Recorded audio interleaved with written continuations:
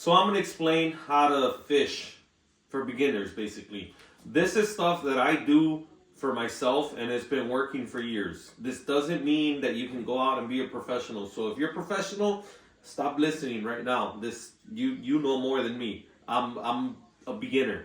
I've been a beginner for like 30 years of my life already. So this is what works for me, and this is how I keep my kids entertained fishing, and this is how we catch bass in general. All of our fishing is basically for bass. We catch bluegill every once in a while, but our main target species is bass. So if you want to catch some bass, listen along. So here we are. I'm going to be giving you guys a quick little tutorial. Some people ask, I tell them of what I use when I go fishing. I typically fish ponds around my neighborhood. Every once in a while, I do go to the river or to bigger lakes. I used to have a bass boat, got rid of it because I dad hard. Yeah, that's why I got rid of it. Anyway, so typically when I go to the pond, I usually go with a thumb reel. This here is a Shimano Chronarch on a Dobyns rod. These are pretty good rods that I have here, my thumb reels especially, because a guy from work hooked me up with good deals on them. But thumb reels take some getting used to. You can't pick up the thumb reel and just start casting because you gotta learn with them a little bit. So I would always use thumb reels at some point, but then my kids started fishing with me and I switched it up. Here I use a spinning rod. The good thing about spinning rods is if you don't want to use weights, you can just use a spinning rod because you can have a salted plastic that's got a little bit of weight to it and it'll cast further and you don't necessarily need weights. And you can hook it up weedless and that'll be good enough to go through weeds and whatnot and fish actually go after it. With the weights, sometimes the weights sink down and they drag a lot of the grass with them. What I do to go weedless is I barely show any hook, but I'll show you that here in a second. But so spinning rod, this is a cheap Abu Garcia that I got at Bass Pro. It's like a $30 reel, and this is a ugly stick. I love ugly sticks. Ugly sticks are great. Change my mind. I challenge you, but I'm no professional fisherman, so ugly sticks are good. I've never had bad luck with ugly sticks or any fishing rod at that. It doesn't really matter what fishing rod you use. As long as you're out there having a good time, that's all you need to do. Now, using a better than good reel makes a difference in how you're fishing. You could even feel it as you're reeling back in. You can feel the motion and it's a lot better. Although I still have fun with these. This is just like a Shakespeare. I started fishing with these because this is what my kids can cast right now. It's the easy push button. I still have fun with them, but you can feel the difference once you grab onto a nice rod that has a nice reel on it. You can feel the difference, definitely. So basically, here's my tackle box. I keep a bunch of different plastics in it. On the side, I keep some weights. I have a different assortment of weights. Typically, if I'm fishing a pond, I don't really use weights. I also keep some fishing line on the other side of it. I always keep fishing line because I've lost some fish because I have old fishing line on my reels. I have this little bag that I always keep up top because that's my go-to, and I keep these in there. This is what I always use. Typically, I use the blue and black. This is the best, in my opinion, for ponds around the Midwest. Then I go with something that looks like a little lizard. I've had a lot of luck with those as well. And then this way, sometimes this one will hit a lot better than something like this. But a lot of times I feel that it's the movement in it. This one's really salted. I haven't had a lot of luck finding a blue and black Senko that's as heavy as this. It's not that big of a difference, but it is. So I'll switch it up as I'm fishing because truthfully, if you're fishing and aren't catching anything with this, I switch it up and go with this. All these other lures, I try them and I never have any luck with them. I had a bite on this topwater frog once, but I never have luck with them.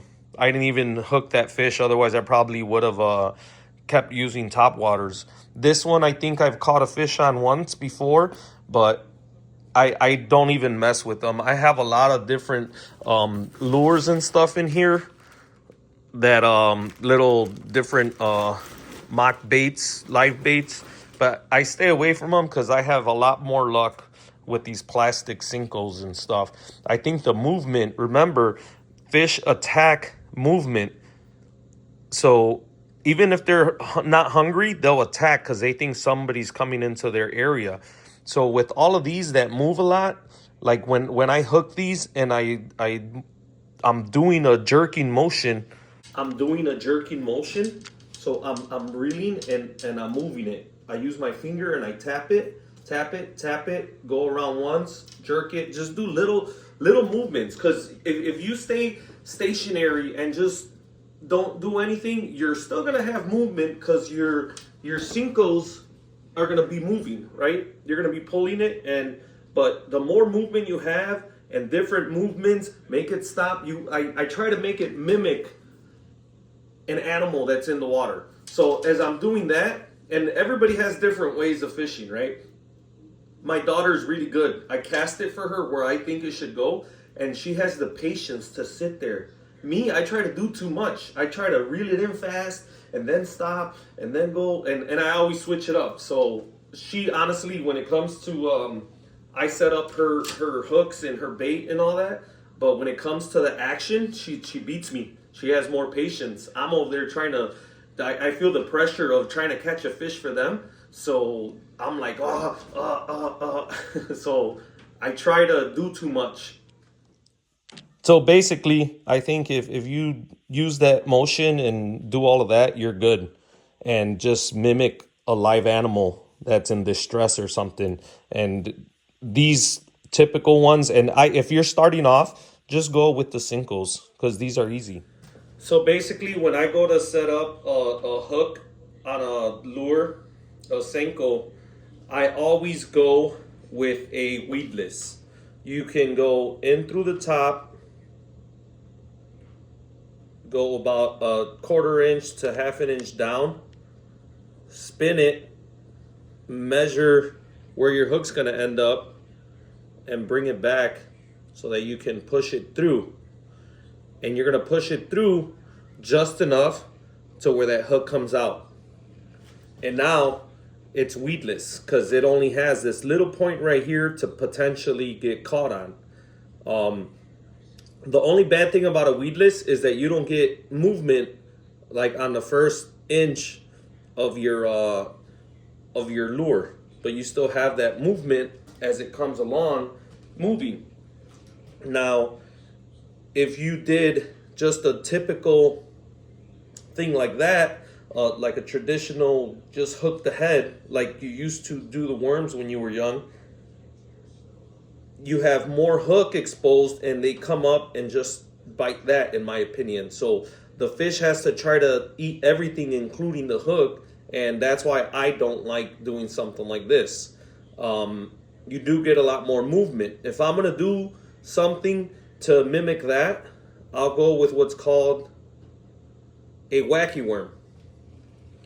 A wacky worm, you just hook it in the middle like that. It doesn't have to be the exact middle, but you hook it, and then as you're casting and reeling it in, it has the most movement out of any setup. Now, like I said, I always like to use these lures. They're salted. So you don't even need to have a weight. So I always keep a rod ready with hooks so that when I get out to the pond or the lake, wherever I'm gonna fish, I go and I choose my worm, whatever worm, wacky lure or whatever I'm gonna use, and I hook it on. if there isn't much seaweed or weeds in there, I go with the wacky worm. I feel this has the most movement, and once you cast this in a fish's area, he's gonna attack. Because remember, fish are predatory animals. If somebody goes by their habitat, they're gonna want to attack this right away. Like, hey, what are you doing here? So I like to do that. Fish don't always eat because they're hungry. They attack because they are predatory or territorial. I'm sorry. They're territorial animals. Now, when I do this, I can't cast this that far. I only cast it about 20, 25 yards, maybe 30 on a good day. So if I want to cast a lot further, I have this set up. I put a little weight on there. This is called the Texas rig. And then I hit my lure, my Senko on there, and now I can cast this a lot further than I can cast it with no weight. And again, these are different things for different occasions. I really typically try to use the thumb reel because I have more control over where I'm going to stop it, where I'm going to cast it. I feel it's more control over it opposed to a spinner. But the spinner, if I don't have a weight, the spinning rod is going to cast further because the line comes out a lot faster and uninterrupted, and it allows it to travel further. Opposed to a thumb reel, it's almost got a little more tension as you cast it because it's got brakes in here that keep it from unwinding at a faster rate. Yes, you can mess with them and do all of that, but if I'm gonna fish with something, I'm hitting everything over here. If I am gonna fish with something with not as much weight, I'll just switch to a spinning rod. There's nothing wrong with them. They're great. I used to fish all the time with just a thumb reel, and I switched over to spinning rods because it's easier for my kids to use. I even use the push button ones. I already put that away, but those are even better because my kids do it. So lately, I go out, and what I first try to do is I try to make sure that my kids catch a fish right away. When I cast it, it's all mimicking an animal that's moving along. So I cast it along where I want it in the area that I feel is good, and I hand the rod over to my daughter when it's a thumb reel. Now lately, if it's a press button one, she casts herself. But she's probably better at this than I am. When she's reeling it back in, she has the patience to sit there and reel it in and like do a quick jerk or some sort of motion to mimic a live bait at the end of the rod. I don't have the patience sometimes, especially when I'm with the kids. I'm over here trying to do something because I want them to catch a fish or get a bite within like the first 20 minutes. Because if they don't, typically 30 minutes and a kid wants to not fish anymore. Heck, sometimes I get bored fishing. If it's too hot, I'm out there for 20, 30 minutes and I'm done. If I didn't get nothing then, I'm going home, especially because the pond is like a 2-minute walk from my house. So I try to get them a bite. I don't have the patience when I try to do that. I'm pressured, I'm casting, I'm doing this, I'm doing that. It's not as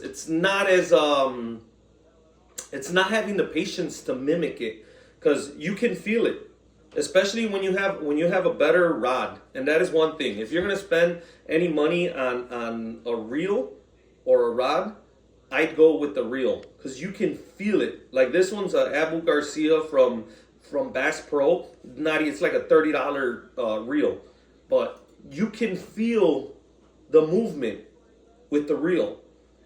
And with crappier reels, you don't feel it. It's sitting there like. So if you're gonna invest in something, like I said, this is only a $30 Abu Garcia one. My other Shimano's and all that, those are awesome. Those you can feel, you can almost feel what the line is doing as you're reeling it back in. But these aren't bad either. And typically, if I go fish by myself without the kids, I usually take a thumb reel and a spinning rod, and I'll cast the spinning rod and just leave it there, and I'll sit there fishing the banks, or if I'm on somebody's boat or my old boat. Well, when I went on my own boat, I take multiple rods, but I'll cast one with like a worm or something that I can leave stationary. Even one of these Senkos I can cast and leave there because it'll sit there and move with the movement of the water, and I'll come back and 10-20 minutes later it's got a fish on it. But I always try to fish with movement because to me fishing is a sport, so you don't have to necessarily just stand there. So I cast and I bring it back in, and I cast and I bring it back in, and that's whether I'm using plastics or if I'm using live baits. I like to keep movement and keep moving. But the best and biggest part of fishing is to make sure you're having fun. So if you're with your kids, try to do whatever you can to make sure they get a bite. Because I guarantee you, as soon as they get that first bite and feel that fish, I can't explain the feeling. It's awesome. My kids love it. They have so much fun doing it, and I try to make it fun every time we go. So if we go out there, 20 minutes, that's it. If they're done, they're done. We've been out there for hours, but we were catching them. So set up different ones. If a wacky worm doesn't work, switch it up, switch the color. Don't be scared to change the lures. These plastics are pretty cheap. You can get them for like $4 or $5 a bag. Get a couple different ones. I showed you which ones are good, but get out there and fish. That's the best thing to do.